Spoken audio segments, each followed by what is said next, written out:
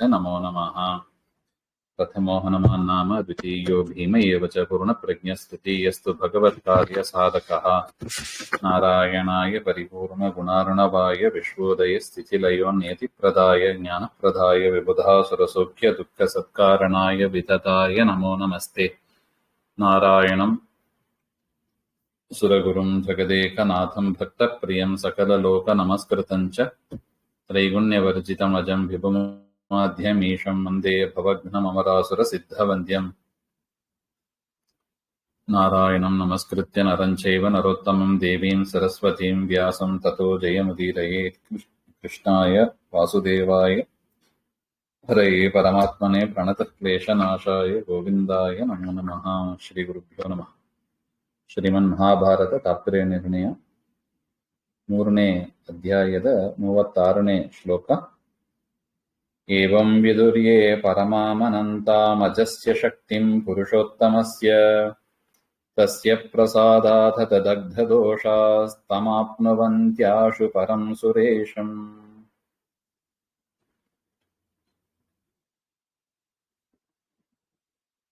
ಏವಂ ಉಕ್ತರೀತ್ಯ, ಹಿಂದೆ ಹೇಳಿದ ಪ್ರಕಾರ, ಪುರುಷೋತ್ತಮಸ್ಯ ಹರೇಹೇ, ಪರಮಾತ್ಮ ಸರ್ವೋತ್ಕೃಷ್ಟನಾಗಿದ್ದಾನೆ, ಅನಂತ ಶಕ್ತಿ ಅವನಲ್ಲಿ ಇದೆ, ಅಪರಿಮಿತವಾದ ಶಕ್ತಿ, ಸೃಷ್ಟಿ ಸ್ಥಿತಿ ಸಂಹಾರ ಎಲ್ಲವನ್ನೂ ಮಾಡುವ ಶಕ್ತಿ ಅವನದ್ದೇ. ಹಾಗೆ ಅಂತ ಯೇ ವಿದುಹು, ಯಾರು ತಿಳಿಯುತ್ತಾರೆ, ತೇ ಅನಂತಸ್ಯ ಹರೇಹೇ ಪ್ರಸಾದಾತ್, ಅಂತ ಭಕ್ತರು ಪರಮಾತ್ಮನ ಪ್ರಸಾದದಿಂದ ದಗ್ಧ ದೋಷಾಹ, ಅವರ ಪಾಪಗಳು ಎಲ್ಲವೂ ಕೂಡ ಸುಟ್ಟು ಹೋಗಿ ತಂ ಪರೇಶಂ ವಿಲಕ್ಷಣಂ ಹರಿಂ ಪ್ರಾಪ್ನುವಂತಿ, ಅವರು ಪರಮಾತ್ಮನನ್ನ ಹೊಂದುತ್ತಾರೆ, ಅಂದ್ರೆ ಮೋಕ್ಷವನ್ನ ಪಡೆಯುತ್ತಾರೆ ಅಂತ ಅರ್ಥ.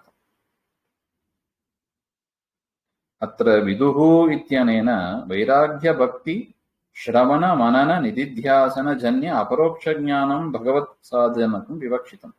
ವಿದುಹು ಅಂದ್ರೆ ತಿಳಿಯೋದು ಅಂತ ಅರ್ಥ. ತಿಳಿಯೋದು ಅಂದ್ರೆ ಏನಂತ ತಿಳಿಯೋದು? ನಾವೇನೋ 2 ಅಕ್ಷರಗಳನ್ನು ಓದಿ ತಿಳಿಯೋದು ಆ ಅರ್ಥದಲ್ಲಿ ಇಲ್ಲ. ವಿದುಹು ಅಂದ್ರೆ ಏನ್ ಅರ್ಥ? ಮತ್ತೆ ಪರಮಾತ್ಮನನ್ನ ಅಪರೋಕ್ಷ ಜ್ಞಾನ ಮೂಲಕವಾಗಿ ತಿಳಿಯೋದು ಅಂತ ಅರ್ಥ. ಆ ರೀತಿಯಾಗಿ ತಿಳಿದ ಜನರು ಮೋಕ್ಷವನ್ನು ಹೊಂದುತ್ತಾರೆ. ಇಲ್ಲದ್ರೆ ನಾವೆಲ್ಲರೂ ಕೂಡ ಮೋಕ್ಷಕ್ಕೆ ಹೋಗಬೇಕಾಗಿತ್ತು. ಚೂರು ಜ್ಞಾನ ಇದೆ ನಮಗೂ ಕೂಡ, ಅದು ಉಪಯೋಗ ಇಲ್ಲ ಅಂತ. ಉಪಯೋಗ ಇಲ್ಲ ಅಂದ್ರೆ ಮೋಕ್ಷಕ್ಕೆ ಅದು ಸಾಲದು ಅಂತ ಅರ್ಥ.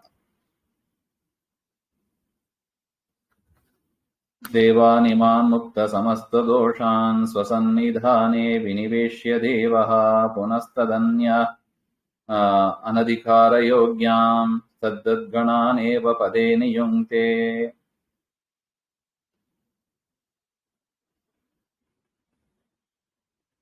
ಈ ರೀತಿಯಾಗಿ ಪ್ರಳಯ ಕಾಲದಲ್ಲಿ ದೇವತೆಗಳಿಗೆಲ್ಲ ಮೋಕ್ಷ ಆಗುತ್ತದೆ. ಮೋಕ್ಷವನ್ನು ಕೊಟ್ಟ ಮೇಲೆ ಇಮಾನ್ ದೇವಾದೀನ್, ದೇವತೆಗಳಿಂದ ಪ್ರಾರಂಭ ಮಾಡಿ ಮನುಷ್ಯೋತ್ತಮ ಪರ್ಯಂತಾನ್ ಸಜ್ಜೀವಾನ್, ಯಾರು ಸಜ್ಜೀವರು ಪರಮಾತ್ಮನ ಭಕ್ತರು ಅಂತ ಇದ್ದಾರೋ ಅವರನ್ನ ಸ್ವಸನ್ನಿಧಾನೇ ಯಥಾ ಯೋಗ್ಯವಾಗಿ ಶ್ವೇತದ್ವೀಪ ಮೊದಲಾದ ಮುಕ್ತಸ್ಥಾನ ಅಂತ, ಅನೇಕ ಕಡೆ ಮುಕ್ತಸ್ಥಾನ ಅಂತ ಇದೆ. ಆ ಮುಕ್ತಸ್ಥಾನದಲ್ಲಿ ಅವರನ್ನ ಇಟ್ಟು ಪರಮಾತ್ಮ ಸಂತೋಷ ಪಡಿಸ್ತಾನೆ. ಸ್ಥಾಪಯಿತ್ವಾ ಪುನಃ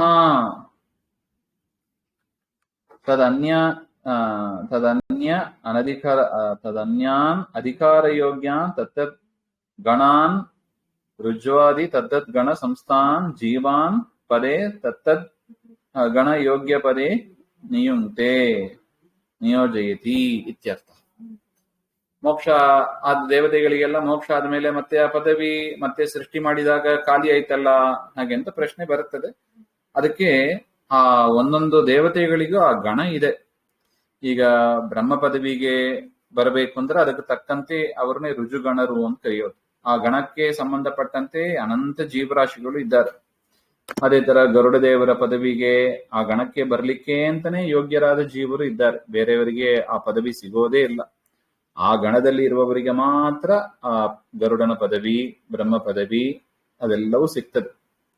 ಇಂದ್ರ ಪದವಿಗೆ ಯಾರು ಯೋಗ್ಯರೋ ಅವರ ಗಣದಲ್ಲಿ ಬರುವವರಿಗೆ ಮುಂದೆ ಈಗಿರುವ ಇಂದ್ರದೇವರು ಮೋಕ್ಷವನ್ನ ಹೊಂದಿದ ಮೇಲೆ ಆ ಗಣಕ್ಕೆ ಸೇರಿದ ಮತ್ತೊಬ್ಬರು ಇಂದ್ರ ಪದವಿಗೆ ಬರ್ತಾರೆ. ಹಾಗೆ ಅಂತ ಯಾವ್ಯಾವ ದೇವತಾ ಗಣ ಅಂತ ಇದೆಯೋ ಅದಕ್ಕೆ ತಕ್ಕಂತೆ ಯೋಗ್ಯರಾದ ಜೀವರನ್ನೇ ಪರಮಾತ್ಮ ಅಲ್ಲಿ ತನ್ನ ಮತ್ತೆ ಕೂಡಿಸ್ತಾನೆ. ಮತ್ತೆ ಇದೇ ರೀತಿಯಾಗಿ ಜಗತ್ತಿನ ಸೃಷ್ಟಿ ಸ್ಥಿತಿ ಸಂಹಾರಗಳು ನಡೀತಾ ಇರುತ್ತದೆ. ಹಾಗೆ ಅಂತ ಇದು ದೇವರ ಒಂದು ಅದ್ಭುತವಾದ ಒಂದು ವ್ಯಾಪಾರ ನೋಡಿ. ಅದಕ್ಕೆ ಯೋಗ್ಯತೆ ನಮ್ಮಲ್ಲಿ ತುಂಬಾ ಮುಖ್ಯ. ಯೋಗ್ಯತೆಯನ್ನು ನೋಡಿ ದೇವರು ಮಾಡ್ತಾನೆ. ಆ ಯೋಗ್ಯತೆ ದೇವರು ಸೃಷ್ಟಿ ಮಾಡಿದ್ದಲ್ಲ, ಅದು ಅನಾದಿ ನಿತ್ಯ. ಜೀವರ ಯೋಗ್ಯತೆ ಅದು ಅನಾದಿ ನಿತ್ಯ. ಸಾತ್ವಿಕರು, ರಾಜಸರು, ತಾಮಸರು. ಸಾತ್ವಿಕರಲ್ಲೂ ಕೂಡ ಜ್ಞಾನ ಭಕ್ತಿಯಾದಿಗಳಲ್ಲಿ ತಾರತಮ್ಯೋಪೇತರಾಗಿ ಇದ್ದಾರೆ. ಇದೆಲ್ಲವೂ ಕೂಡ ಅವರ ಸ್ವರೂಪಕ್ಕೆ ಸಂಬಂಧಪಟ್ಟದ್ದು. ಅದನ್ನೇ ಯೋಗ್ಯತೆ ಎಂದು ಕರಿತೀವಿ. ಸೀನಿಯಾರಿಟಿ ಪ್ರಕಾರ ಕೊಡ್ತಾರೆ. ಸೀನಿಯಾರಿಟಿ ಪ್ರಕಾರ ನೋಡಿ, ಅದೇ ಸಿಸ್ಟಮ್ ಈಗ ಲೋಕದಲ್ಲಿ ಇರೋದು. ನಮಗೆ ಒಬ್ಬರು ರಿಟೈರ್ ಆಗಿ ಹೋದ್ರು, ಅಲ್ಲಿ ಯಾರು ಸೀನಿಯರೋ ಅವ್ರನ್ನ ಆ ಪೋಸ್ಟಿಗೆ ತಂದು ಕೂಡಿಸ್ತೀವಿ. ಯಾರೋ ಅನ್ಫಿಟ್ ಆದ ಪರ್ಸನ್ ತಂದು ಕೂಡಿಸ್ತೀವಾ? ಇಲ್ಲ. ಆತರ. ಪುನಶ್ಚ ಮಾರೀತ ಏವ ದೇವಾ ಜಾತಾಯಾಂ ಅಸ್ತ್ರಾಶ್ಚಾಂ ಗಾವೋ ಮೃಗ ಪಕ್ಷಿ ದಕ್ಷಿಣೇವ ಸಟೋಪಿ. ಏವಂ ಪ್ರಾಸಂಗಿಕ ಪ್ರಕೃತ ಸೃಷ್ಟಿ ಪ್ರಕಾರ ಪ್ರಪಂಚದಲ್ಲಿ ದೇವತೆಗಳ ಸೃಷ್ಟಿ, ಮಧ್ಯದಲ್ಲಿ ಈ ಬರ್ತಾರೆ ಹಾಗೆಂಬ ಸೃಷ್ಟಿ ಸಂಹಾರ ಎಲ್ಲವನ್ನು ಕೂಡ ದೇವರೇ ಮಾಡ್ತಾರೆ ಅಂತ ಹೇಳಿ ಮತ್ತೆ ವ್ಯಾಪಾರವನ್ನ ಮತ್ತೆ ಮುಂದುವರಿಸ್ತಾ ಇದ್ದಾರೆ.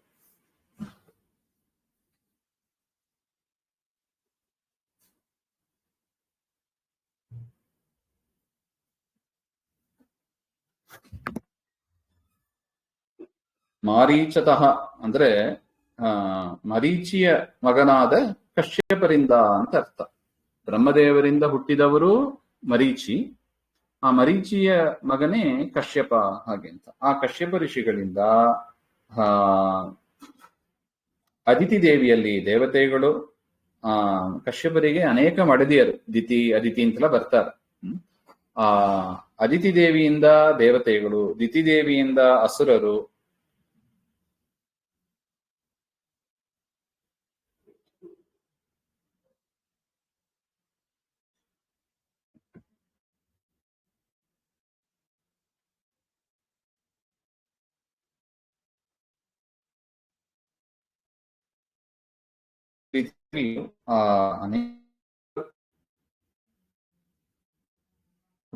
ಅಂತ ಹೇಳ್ತಾರೆ. ಭಾವ ಪಕ್ಷಿಗಳು ಅಂದ್ರೆ ಸರ್ಪಾದಿಗಳು, ಸರ್ಪಾದಿಗಳು ಈ ರೀತಿಯಾಗಿ ಹುಟ್ಟಿದ್ರು ಅಂತ. ಮಸ್ತಶಃ ಸರ್ಪಾತಾಃ ಇತ್ಯರ್ಥ. ಎಲ್ಲ ಕಶ್ಯಪರಿಂದ ಮತ್ತೆ ಹುಟ್ಟಿ ಬಂದ್ರು ಹಾಗೆ.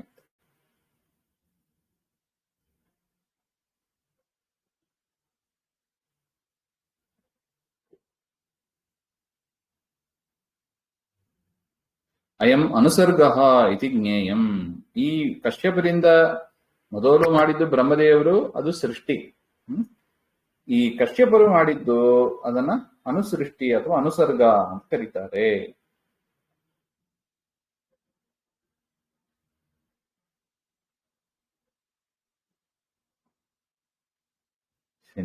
ತತಃ ಸಮಗ್ನಾ ಮಲಯೋ ಲಯೋ ದದೋ ಮಹೀಂ ವಿಲೋಕ್ಯಾಶು ಹರಿರ್ವರಾಹ ಭೂತ್ವಾ ವಿರಿಂಚಾರ್ಥಮಿಮಾಂ ಸಶೀಲಾಂ ಉದ್ಧೃತ್ಯ ವಾರಾಂ ಉಪರಿನ್ಯಧಾತ್ ಸ್ಥಿರಂ. ಸಾಂಪ್ರತಂ ಹರೇಹೇ ಅವತಾರ ಕಥಾಮಹ. ಇಲ್ಲಿಂದ ಪರಮಾತ್ಮನ ಅವತಾರ ಕಥೆಗಳನ್ನ ಹೇಳಲಿಕ್ಕೆ ಪ್ರಾರಂಭ ಮಾಡ್ತಾ ಇದ್ದಾರೆ.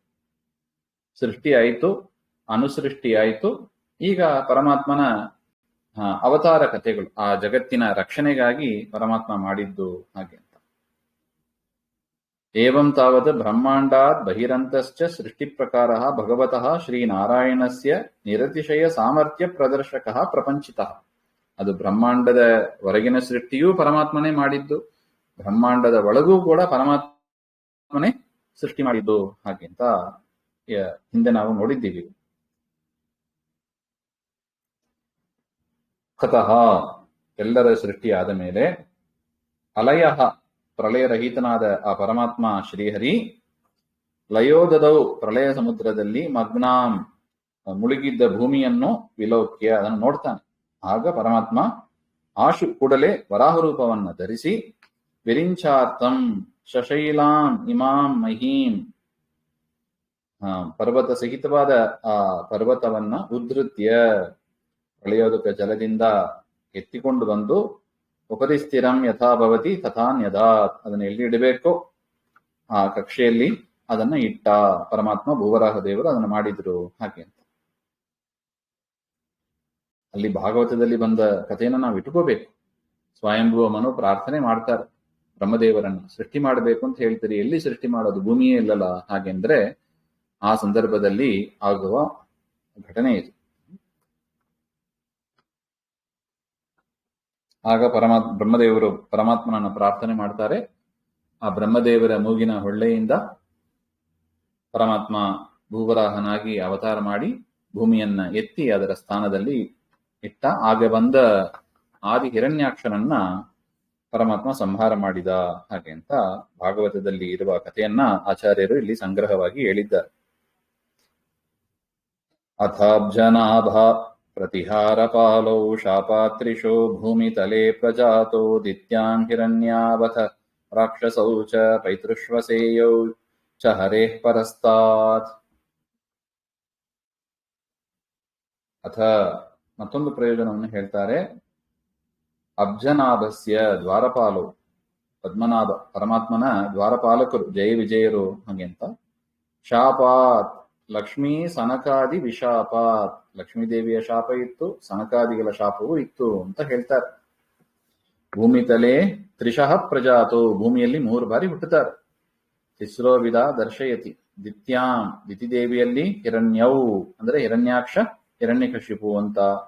ತದನಂತರ ರಾಕ್ಷಸರಾಗಿ ಹುಟ್ಟುತ್ತಾರೆ, ರಾವಣ ಕುಂಭಕರ್ಣ ಹಾಗೆ ಅಂತ. ಅನಂತರ ಕೃಷ್ಣಾವತಾರದಲ್ಲಿ ಹರೇ ಕೃಷ್ಣಸ್ಯ ಪೈತೃಶ್ವಸೇಯ, ಅತ್ತೆಯ ಮಕ್ಕಳು ಅಂದ್ರೆ ಸೋದರ ಮಾವನ ತಂಗಿಯ ಮಕ್ಕಳು ಅಂತ, ಅಂದ್ರೆ ತಂದೆಯ ತಂಗಿಯ ಮಕ್ಕಳು ಹಾಗೆ ಅಂತ. ದಂತವಕ್ರ ಶಿಶುಪಾಲವು ಜಾತೌ ಹಾಗೆ ಅಂತ.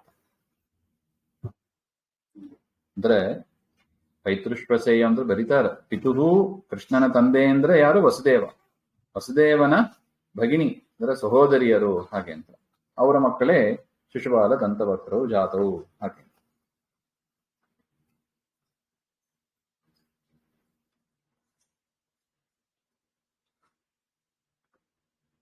ಈ ರೀತಿಯಾಗಿ ಅವರು 3 ಅವತಾರವನ್ನ ಆಚಾರ್ಯರು ಇಲ್ಲಿ ಸ್ಪಷ್ಟಪಡಿಸಿ ವರಾಹದೇವರ ಚರಿತ್ರೆಯನ್ನ ಅದು ಆದಿವರಾಹ ಅಂತ ಹೇಳಿದರು.